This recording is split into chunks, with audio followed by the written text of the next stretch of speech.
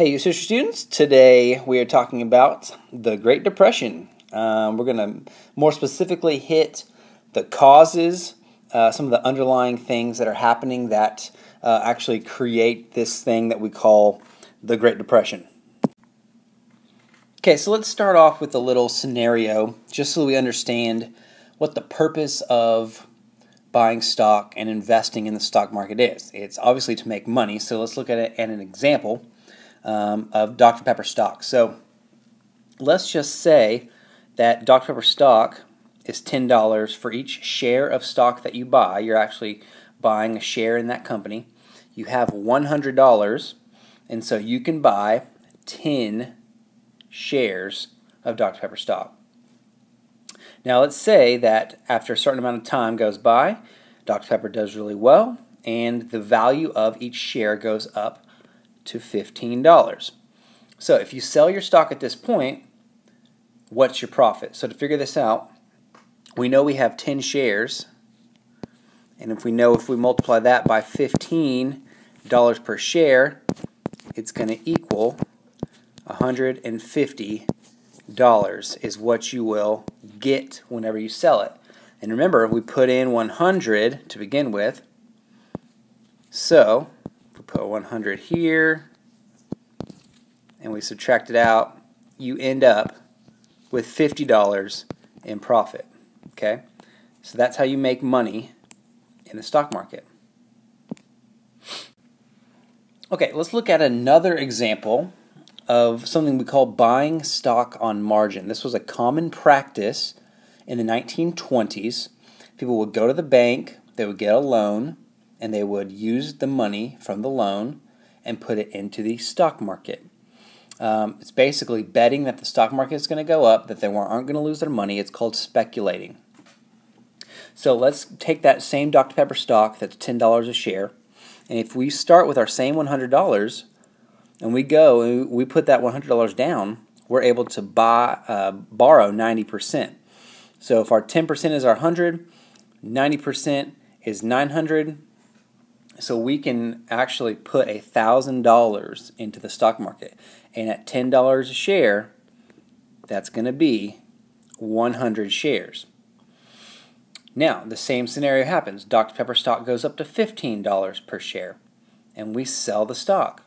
Profit is going to be 100 times 15 is going to be $1,500.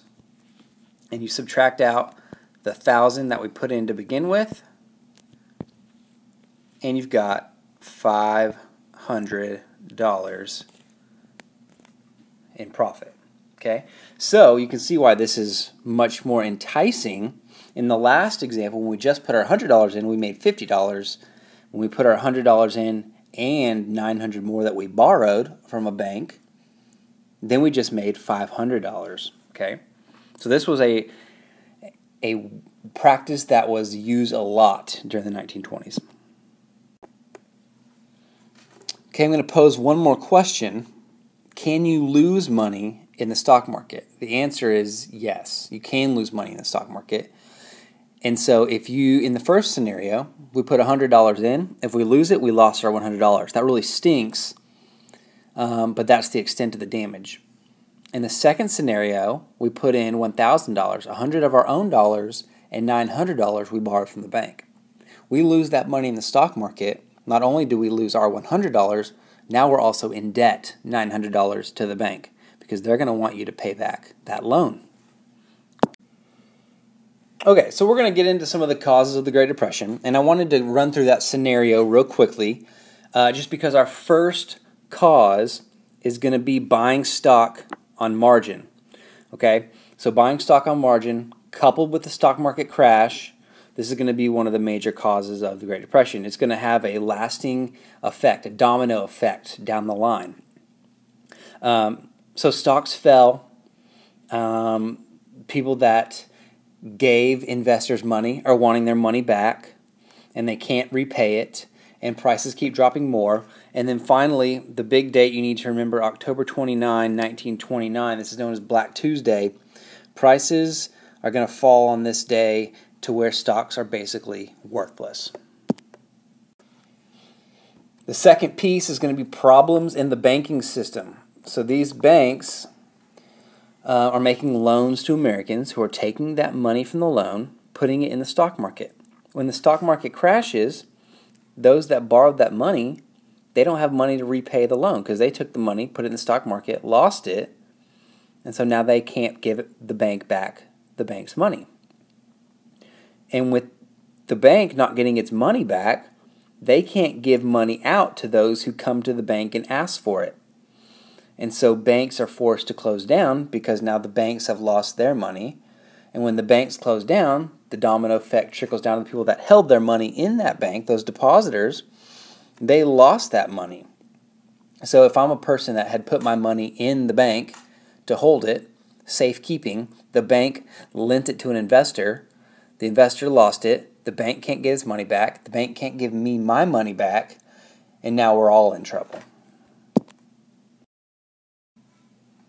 Next reason is going to be restricted international trade. This is going to be a cause of the Great Depression. In the last little section, and then when we talked about the 1920s, we talked about the Republican presidents and how they wanted high tariffs. Well, when Americans put tariffs on imports coming into our country, other countries put tariffs on imports from America. And so when everyone's raising their tariff walls, world trade begins to shrink all around the world. And so when trade is shrinking and countries stop trading with each other, that's going to lead to economic issues. Okay, our next reason is going to be policies of the Federal Reserve. So we've talked about the Federal Reserve being created 1913 in order to focus on each section of the country, making sure that enough money is in circulation, that the interest rates are at the right spot to keep the economy working well.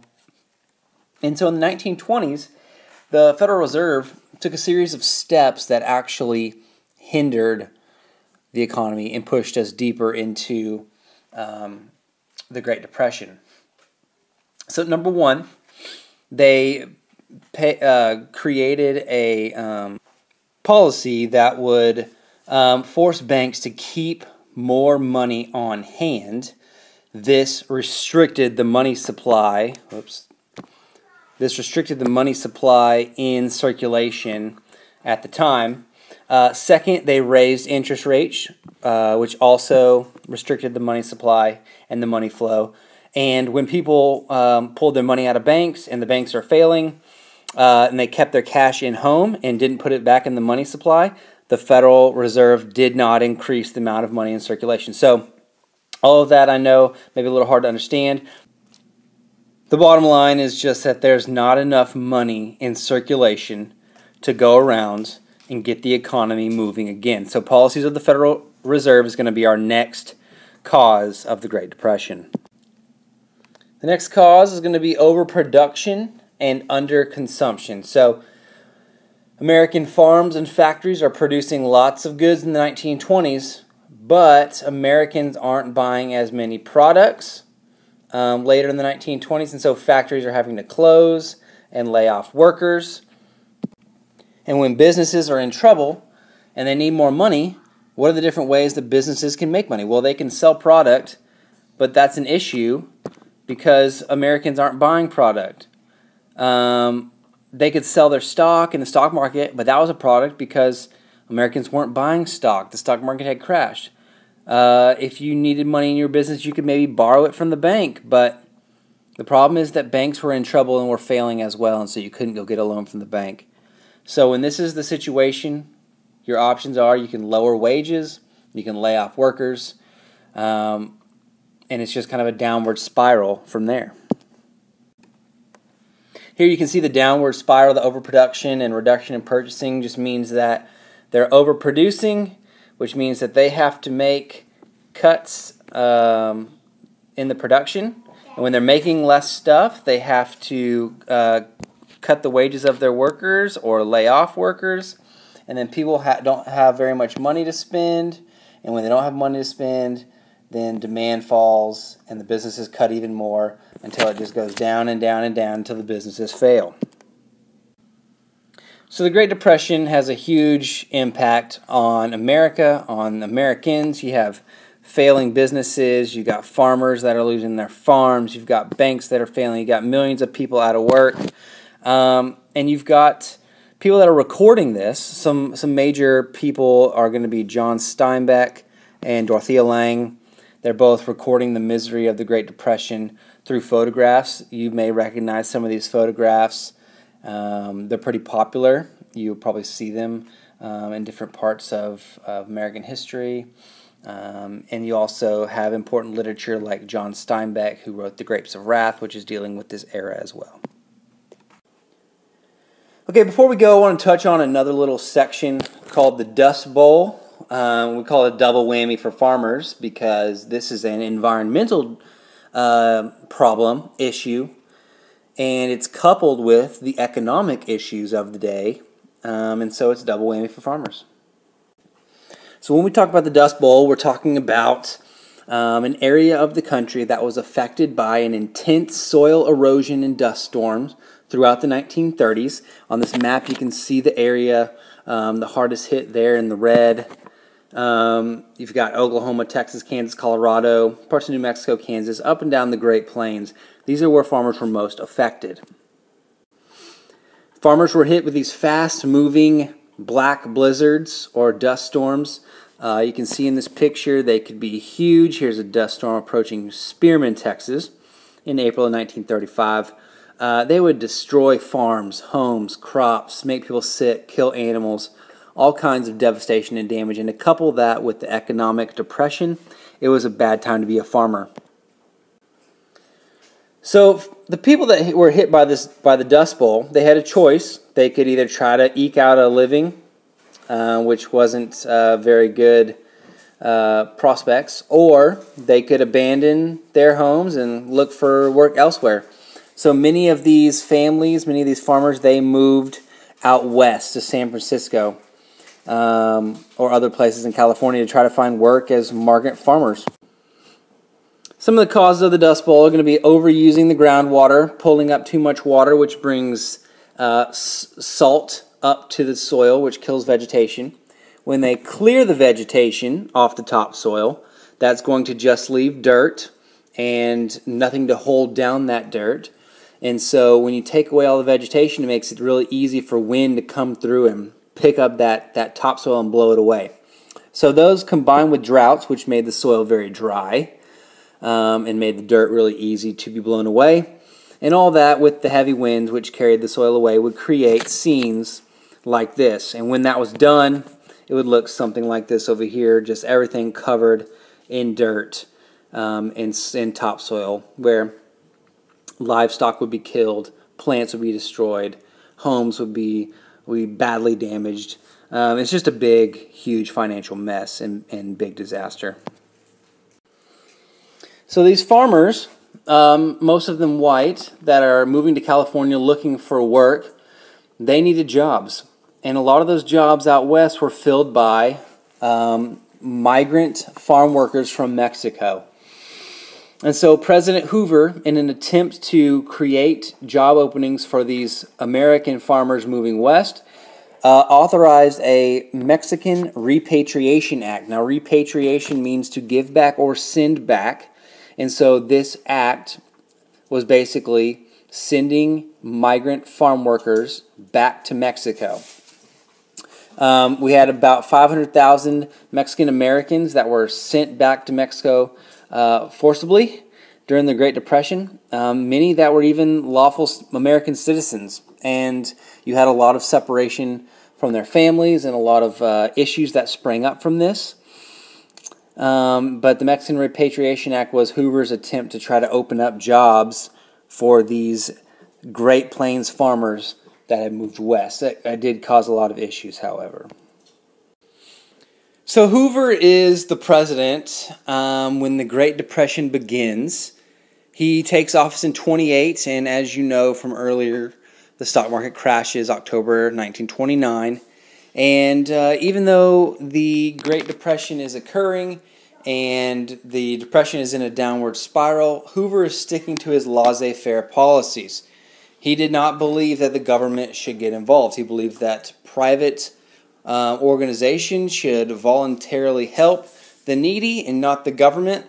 But prices kept dropping on goods, demand kept dropping on goods, people kept losing their jobs, and banks kept crashing, and his policies really were ineffective.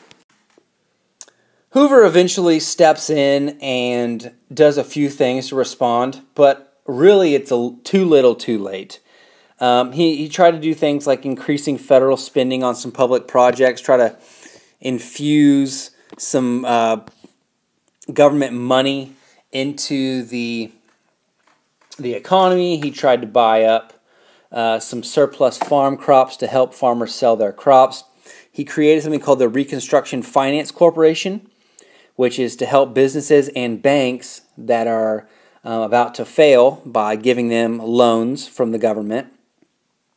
But like I said, these policies really didn't take much effect, didn't really help out too much, and Americans were very frustrated with him, and many found his leadership frustrating. Families continued to lose their homes to foreclosures, and by the height of the Great Depression, unemployment sat at 25%. 1 in 4 Americans looking for a job could not find a job. Many Americans were living homeless in what we call Hoovervilles. They called them Hoovervilles because of their disgust at Hoover, and they're putting the blame on him. So this is a Hooverville here. Here's a family outside. Basically, Hooverville would just be a shack that you just build out of whatever you can find. All right, students, that concludes this video on causes of the Great Depression. Before we go, my daughters are here and they wanted to say hi. Hi. Hi.